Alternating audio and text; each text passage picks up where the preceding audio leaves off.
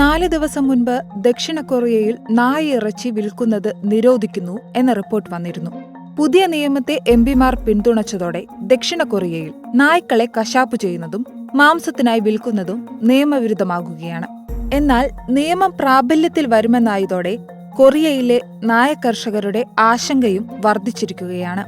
BBC-യുടെ ഒരു റിപ്പോർട്ട് അനുസരിച്ച് നായ ഇറച്ചിയോടുള്ള കൊറിയക്കാരുടെ പ്രിയം അവരുടെ പ്രായത്തെ ആശ്രയിച്ചിരിക്കുന്നു എന്നാണ് പറയുന്നത്.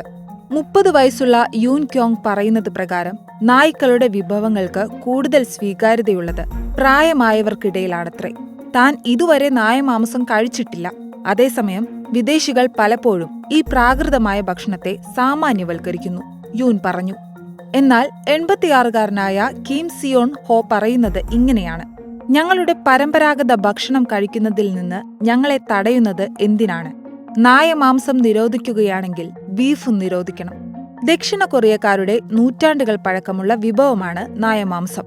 ചരിത്രപരമായി ഇവർ പശുക്കളെ ഏറെ വിലമതിച്ചിരുന്നു.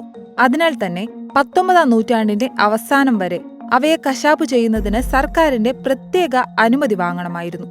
ഈ സാഹചര്യത്തിൽ ഭക്ഷണത്തിൽ പ്രോട്ടീൻ സ്രോതസ്സുകൾ ആവശ്യമായതിനാൽ കൊറിയൻ ഉപദ്വീപിൽ താമസിക്കുന്നവർ കണ്ടെത്തിയ പോംവഴി നായമാംസം ഭക്ഷിക്കലാണ്. വളരെ എളുപ്പത്തിൽ ലഭ്യമാവുന്നതും കൂടുതൽ ആരോഗ്യസമ്പന്നവുമാണ് നായ ഇറച്ചിയെന്നും അവർ മനസ്സിലാക്കി. എങ്കിൽ പോലും അന്നും ഇത് കഴിക്കാത്തവർ ഉണ്ടായിരുന്നു എന്നത് യാഥാർത്ഥ്യമാണ്. ഗ്രാജുവേറ്റ് സ്കൂൾ ഓഫ് കൊറിയൻ സ്റ്റഡീസിലെ നരവംശാസ്ത്ര പ്രൊഫസറായ ഡോക്ടർ ജു യങ് ഹ പറയുന്നത് ഇങ്ങനെയാണ്: മറ്റേതൊരു മാംസത്തെയും പോലെ നായിറച്ചി കൊണ്ട് പാചകം പരീക്ഷിച്ചവരിൽ നിന്നും കൂടുതൽ രുചികരമായ ചേരുവകൾ ഉണ്ടായി വന്നതാണ് ബോസിൻ താങ് എന്നറിയപ്പെടുന്ന വേവിച്ച നായിറച്ചി കഷ്ണങ്ങൾ ഇട്ടുകൊണ്ടുള്ള ഡോഗ് മീറ്റ് സൂപ്പ്. പ്രായമായ ദക്ഷിണ കൊറിയക്കാരോട് സംസാരിച്ചാൽ അവർ പറയും, ദഹിക്കാൻ എളുപ്പമുള്ളതും ഊർജം വർദ്ധിപ്പിക്കുന്നതുമായ ഒരു വിഭവമാണ് ഈ ഡോഗ് മീറ്റ് സൂപ്പ് എന്ന്, പ്രത്യേകിച്ച് വേനൽക്കാലങ്ങളിൽ. എങ്കിലും പൊതുവെ ദക്ഷിണ കൊറിയയ്ക്ക് നായ് മാംസത്തോടുള്ള പ്രിയം ഏറെ വിമർശനങ്ങൾക്ക് വിധേയമായിട്ടുണ്ട്. 1988-ലെ സിയോൾ ഒളിമ്പിക്സ് സമയത്ത് ദക്ഷിണ കൊറിയയാണ് ആതിഥേയത്വം വഹിക്കുന്നത് എന്നറിഞ്ഞതോടെ പലർക്കും ഞെട്ടലുണ്ടായി. അന്നുയർന്നു വന്ന വിമർശനങ്ങൾ മറ്റ് സംസ്കാരങ്ങളോട് കാട്ടുന്ന അനാദരവായി പലരും കണ്ടുവെങ്കിലും കാലക്രമേണ കൂടുതൽ ആളുകൾക്ക് ഈ ഭക്ഷണ രീതിയോട് ലജ്ജ തോന്നുകയും തുടർന്ന് വിഷയം കൂടുതൽ ചോദ്യം ചെയ്യലിന് വിധേയമാവുകയും ചെയ്തു. ദക്ഷിണ കൊറിയയിൽ നായമാംസം വിൽക്കുന്നവരുടെ സംഘടനയായ Korean association of edible dog നൽകിയ കണക്കുകൾ പ്രകാരം കഴിഞ്ഞ ഒരു വർഷത്തെ ഗാലപ്പ് വോട്ടെടുപ്പിൽ 12 മാസത്തിനിടെ 8% ആളുകൾ മാത്രമേ നായമാംസം ഭക്ഷിച്ചിട്ടുള്ളൂ. അതേസമയം 2015-ൽ ഇത് 27%. മാത്രമല്ല, ദക്ഷിണ കൊറിയയിൽ ഇപ്പോൾ ഏകദേശം 3000 നായ ബ്രീഡിംഗ് ഫാമുകൾ ഉണ്ടെന്ന് ഡാറ്റയിൽ പറയുന്നു. എന്നാൽ 2010-കളുടെ തുടക്കത്തിലുണ്ടായിരുന്ന 10,000 ഫാമുകളിൽ നിന്നും ഗണ്യമായ കുറവ് ഇത് കാട്ടുന്നുണ്ട്. അതേസമയം രാജ്യത്ത് വളർത്തുമൃഗങ്ങളുടെ ഉടമസ്ഥാവകാശം വർദ്ധിച്ചതായും കാണാം. 2022-ലെ സർവേ ഡാറ്റ സൂചിപ്പിക്കുന്നത് ദക്ഷിണ കൊറിയക്കാരിൽ 4-ൽ ഒരാൾക്ക് വളർത്തുമൃഗങ്ങളുണ്ട് എന്നാണ്. അതേ വർഷം തന്നെയാണ് 6 നായ്ക്കളും 5 പൂച്ചകളുമായി യൂൻ സുക് യോളും പ്രഥമ വനിത കിം കിയോൺ ഹിയും ഭരണതലപ്പത്തെത്തുന്നത്.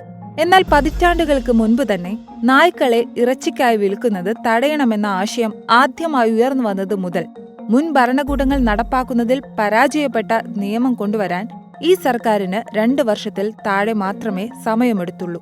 ഈ പുതിയ നിയമം ഇപ്പോൾ അർത്ഥമാക്കുന്നത് 3 വർഷത്തിനുള്ളിൽ നായ ഇറച്ചിയുടെ കച്ചവടത്തിൽ ഏർപ്പെട്ടിരിക്കുന്നവർ തങ്ങളുടെ ബിസിനസ് തുടരുകയാണെങ്കിൽ പിഴയോ ജയിൽ ശിക്ഷയോ അനുഭവിക്കേണ്ടി വരും എന്നാണ്. എന്നിരുന്നാലും നായയുടെ മാംസം കഴിക്കുന്നത് നിയമം നിരോധിക്കുന്നില്ല, മറിച്ച് വിൽപ്പനയാണ് നിരോധിക്കപ്പെടുക. എന്തായാലും 1990-കളുടെ അവസാനം മുതൽ ഈ വിഷയത്തിൽ പ്രചാരണം നടത്തുന്ന കൊറിയൻ ആനിമൽ വെൽഫെയർ അസോസിയേഷന്റെ തലവൻ ജോ ഹിൻ ക്യുങ് ഉൾപ്പെടെയുള്ള പ്രവർത്തകർ നിയമത്തെ സ്വാഗതം ചെയ്തിട്ടുണ്ട്. നിയമം പ്രാബല്യത്തിൽ വരുന്നതോടെ പാരമ്പര്യത്തിന്റെയോ സംസ്കാരത്തിന്റെയോ പേരിൽ ലോകം മൃഗങ്ങളെ ദുരുപയോഗം ചെയ്യുന്നത് അവസാനിപ്പിക്കുമെന്ന് പ്രതീക്ഷിക്കുന്നതായി സംഘടന പ്രതികരിച്ചു. പക്ഷേ രാജ്യത്ത് നായ ഇറച്ചി കച്ചവടത്തിൽ ഉപജീവനം നടത്തുന്നവർ കടുത്ത ആശങ്കയിലാണ്. എന്നാൽ നിയമം പ്രാബല്യത്തിൽ വരുന്നതിന് മുൻപ് കർഷകർക്കും റെസ്റ്റോറന്റ് ഉടമകൾക്കും തൊഴിലിനും വരുമാനത്തിനുമുള്ള ബദൽ സ്രോതസ്സുകൾ കണ്ടെത്താൻ 3 വർഷത്തെ സമയമുണ്ട്. ഗവൺമെന്റ് സ്ഥിതിവിവര കണക്കുകൾ പ്രകാരം ദക്ഷിണ കൊറിയയിൽ 2023-ൽ ഏകദേശം 1600 നായമാംസ റെസ്റ്റോറന്റുകൾ ഉണ്ടായിരുന്നു. ഇവയെല്ലാം ഇപ്പോൾ ബിസിനസ് ഘട്ടം ഘട്ടമായി അവസാനിപ്പിക്കുന്നതിനുള്ള പദ്ധതി അവരുടെ പ്രാദേശിക അധികാരികൾക്ക് സമർപ്പിക്കണം. കൂടാതെ ജീവിതമാർഗം നഷ്ടപ്പെട്ടു പോകുമെന്ന് ഭയപ്പെടുന്ന കർഷകർ, കശാപ്പുകാർ, റെസ്റ്റോറന്റ് ഉടമകൾ എന്നിവരെ പൂർണ്ണമായി പിന്തുണയ്ക്കുമെന്ന് സർക്കാർ വാഗ്ദാനം ചെയ്തിട്ടുണ്ട്. എന്നാൽ എന്ത് നഷ്ടപരിഹാരം നൽകുമെന്നുള്ളത് ഇതുവരെയും പ്രഖ്യാപിച്ചിട്ടില്ല. നിയമം അനുശാസിക്കുന്നതനുസരിച്ച് നായിറച്ചി വിൽപ്പനക്കാരുടെ ഇനിയുള്ള നാളുകൾ എണ്ണപ്പെട്ടതാണ്. കാരണം 2027ഓടെ നായ്ക്കളുടെ പ്രജനനം, കശാപ്പ്, വിതരണം, മാംസത്തിനായി വിൽക്കൽ എന്നിവ പൂർണ്ണമായി ദക്ഷിണ കൊറിയയിൽ നിരോധിക്കേണ്ടി വരും.